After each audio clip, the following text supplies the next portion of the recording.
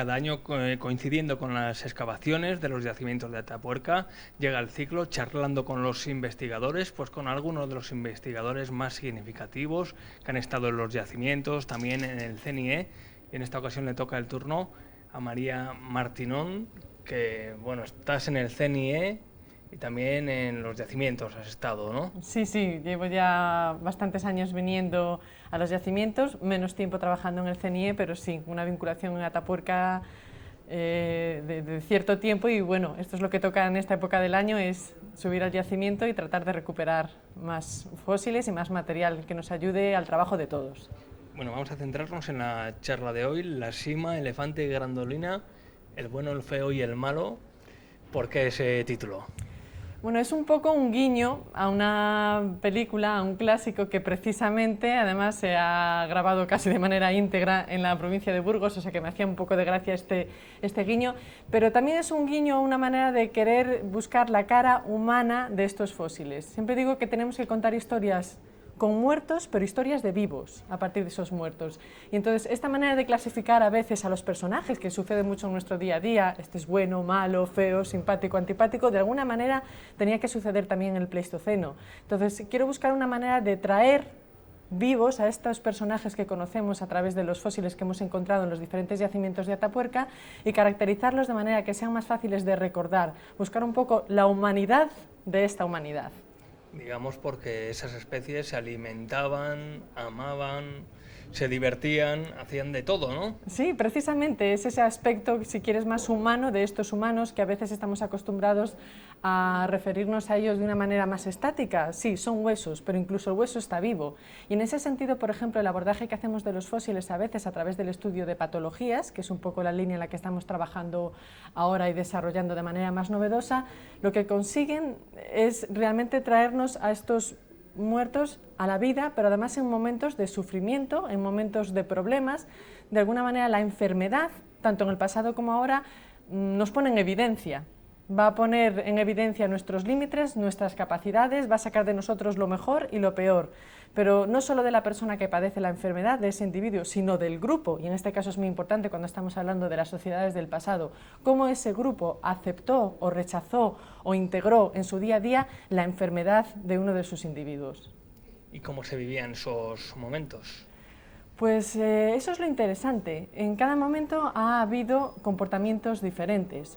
Sabemos, por ejemplo, que en el caso de la sima de los huesos tenemos muchísima información, muchísimos datos, no solo sobre el aspecto, pero sobre el comportamiento, por ejemplo. De alguna manera llamamos el bueno, ¿por qué? Porque tenemos una evidencia, quizá la más antigua que existe, de que esta población hace ya 500.000 de años enterraba a sus muertos. Entonces, en este sentido ya vemos un comportamiento que nosotros en nuestro día a día identificamos como de buena gente, de humanidad, pero algo más allá. Tenemos un repertorio impresionante con una colección de fósiles tan rica y tan numerosa, un repertorio importante de enfermedades, que lo que nos están diciendo es que esta población cuidaba a los suyos. Ayudaba a que sobrevivieran aquellas personas con enfermedades, en algunos casos enfermedades limitantes, enfermedades que a lo mejor en la actualidad no serían tan importantes o mortales de necesidad, pero con unos momentos en los que no había los cuidados que existen hoy en día sanitarios y en los que digamos que nuestros sentidos tenían que estar más afinados o más alerta, a veces el deterioro de ciertas capacidades puede significar vivir o morir. Entonces tienes que contar con la ayuda del grupo. En ese sentido sabemos que la sima de los huesos era un grupo con una gran capacidad social de cuidado de sus mayores. Tenemos individuos ancianos, esa ancianidad además la vemos también en algunos tipos de cuadros patológicos como las artrosis, deformidades. Lo vemos también no solo en el caso de los ancianos, sabemos que también, por ejemplo, cuidaban a sus niños. Hay un caso muy emblemático que es el de Benjamina. Estaríamos hablando de una niña que tuvo una deformación craneal importante porque tuvo una craniosinostosis, que es una patología que se refiere a la sutura prematura, al cierre prematuro de la sutura de la cabeza, y entonces estaríamos hablando pues, de una niña con una deformidad a nivel craneal, ostensible, clara, que tiene implicaciones, desde luego. Es decir, la cara es nuestra primera tarjeta de visita. Somos muy reactivos a la belleza o a la fealdad, y en un grupo del Pleistoceno no sabemos cómo se ve esa discapacidad, si están interesados o no en seguir manteniendo en el grupo a una persona que de alguna manera presenta una limitación. Pero además, en este caso de Benjamina, podríamos incluso pensar que podría haber tenido alguna discapacidad intelectual, porque es un tipo de patología que también afecta al desarrollo cerebral. ¿Y quién es el feo en esta historia? Pues el feo, evidentemente, y tenemos que decirlo con todo el cariño, porque lo queremos mucho y además es un fósil que nos ha dado grandísimas alegrías, a mí desde luego personalmente de las mayores a la hora de estar en el campo, es el título que se ha ganado la mandíbula encontrada en el yacimiento de la Sima del Elefante. Es el yacimiento que ha dado los humanos más antiguos de todo el registro de Atapuerca, uno de los más antiguos de toda Europa, con 1,2 millones de años. Y es una mandíbula, pues precisamente a través de la lectura que hacemos de sus patologías, diríamos que un poquito fuera de los cánones de belleza que podríamos considerar en nuestra población.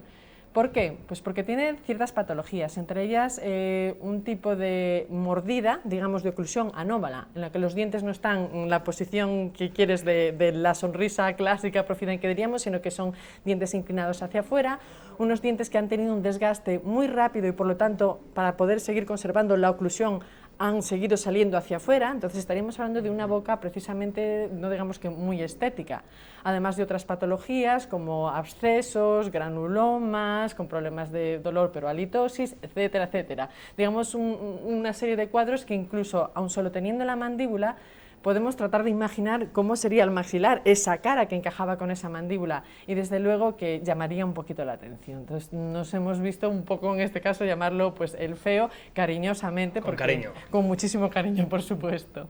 Y hay un papel de villano también.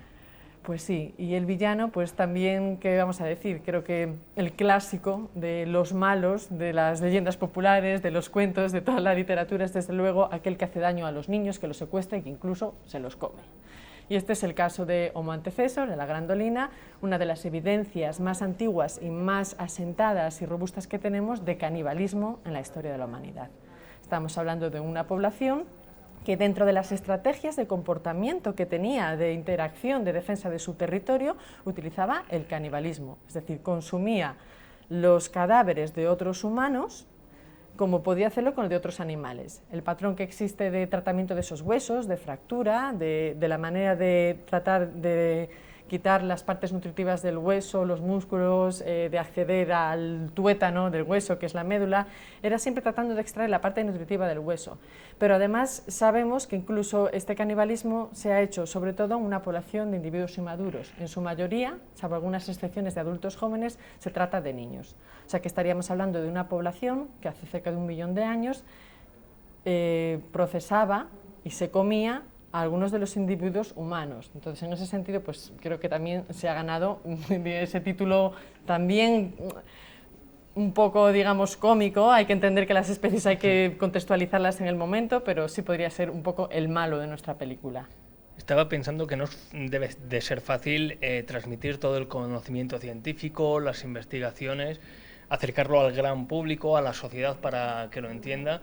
Y tenéis que hacer uso de recursos un tanto imaginativos, ¿no? Sí. Comparaciones símiles para que lo entendamos, ¿no? Sí, hay que hacer un esfuerzo, porque además creo que es importante que la gente se sienta atraída precisamente por eso, porque son historias sobre vivos, son historias sobre nuestra familia, es decir, un poquito lejanos en el tiempo, pero a la raíz de muchas de nuestras particularidades, de nuestros defectos, pero también de nuestras virtudes, lo que nosotros consideramos que es humano o no es humano, ese entendimiento de incluso de comportamientos actuales, tenemos que buscarlo en el pasado. Entonces, pienso que muchas veces falta la humanización de estos individuos. Los fósiles sí, son en sí mismos elementos casi como piedras después de la fosilización, pero en realidad la intención última que tiene que haber cuando estudiamos estos fósiles es devolverlos a la vida. Y tenemos que imaginárnoslo, como tú habías dicho, sufriendo, padeciendo, y sacando lo mejor y lo peor de ellos, que también eran humanos, humanos distintos, pero humanos como nosotros también.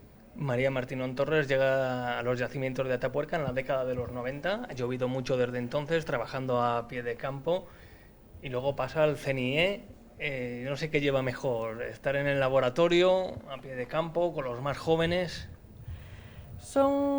Creo que ambos son dos tipos de trabajo necesarios. me gusta estar en el campo da un contacto y un entendimiento de lo que luego estudias en el laboratorio, que si no estuvieses allí te perderías una gran información. Allí estamos en contacto con personas de ámbitos muy diferentes, geólogos, arqueólogos, ecólogos, que son los que de alguna manera van a estarte nutriendo la cabeza, a veces de una manera muy subliminal, de ideas que son las que cuando estés tú en la soledad de tu laboratorio, estudiando bajo el microscopio de una manera mucho más sedentaria esos fósiles, puedas precisamente contextualizarlos y hacerlos vivir más que simplemente una pieza o un fósil aislado. Bueno, y sorprende ver cómo desde Burgos se puede llegar al mundo entero, trabajando, investigando, porque leo que una investigación encabezada por María, pues junto con la Universidad de Nueva York, ha descubierto que el Homo antecesor era la primera especie en tener una cara moderna. ¿Cómo se lleva eso de trabajar con personas que están a miles de kilómetros de distancia con un afán común? Pues precisamente, y eso que dices es muy importante y es algo en lo que me gusta incidir, parece que estamos pensando muchas veces que lo que sucede aquí es algo local, es una historia pequeña, y precisamente en los yacimientos de Atapuerca, y en particular con la historia y con los fósiles de Homo antecesor, somos probablemente prácticamente la única ventana que hay para poder explorar un periodo crucial. Precisamente con los fósiles de la Grandolina hemos podido ratificar que la cara moderna, algo tan importante para un humano, que es esta tarjeta de presentación, el físico externo, ya existía hace 1 millón de años. Hay muy poquitos fósiles, muy poquitos homínidos que se conozcan hoy en día, vestigios de en torno a 1 millón de años. Pero es un momento clave porque empezamos a ver una serie de rasgos que apuntan hacia la modernidad. Y los vemos en los fósiles que hemos encontrado en la Grandolina. No solo en el aspecto facial, que es importante, sino en otros aspectos biológicos relacionados, porque en este caso no es que solo la cara sea moderna en su aspecto, sino que con este estudio lo que hemos visto es que el hueso, la manera en la que estaba creciendo, era la de un moderno.